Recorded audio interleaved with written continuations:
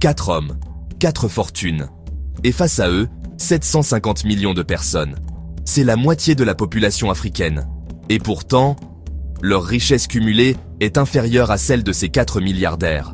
C'est le choc révélé par le dernier rapport d'Oxfam. L'Afrique est aujourd'hui la région du monde où les inégalités progressent le plus vite. Un déséquilibre qui donne le vertige.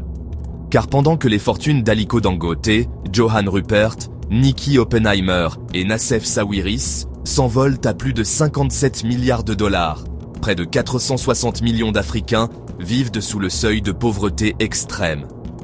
Comment en est-on arrivé là ? Oxfam pointe un cocktail explosif, manque de volonté politique, fiscalité sur mesure pour les riches et évasion massive de capitaux.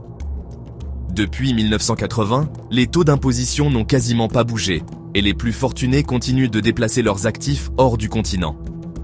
Résultat, des recettes fiscales faibles, des services publics sous-financés et une jeunesse livrée à elle-même.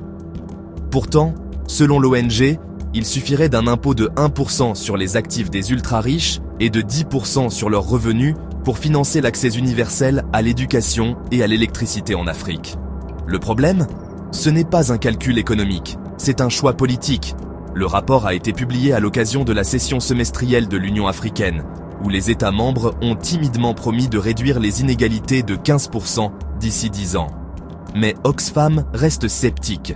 Tant que les gouvernements refuseront de réformer leurs systèmes fiscaux, de réguler les transferts d'actifs ou de renforcer la justice sociale, les inégalités continueront de creuser le fossé.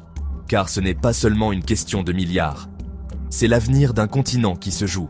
Un continent jeune, dynamique, mais qui ne peut pas avancer si la richesse est monopolisée par une poignée, pendant que des millions restent dans l'ombre. Si ce genre de vérité t'interpelle, abonne-toi. On continue à creuser les chiffres qui dérangent et les silences qui coûtent cher.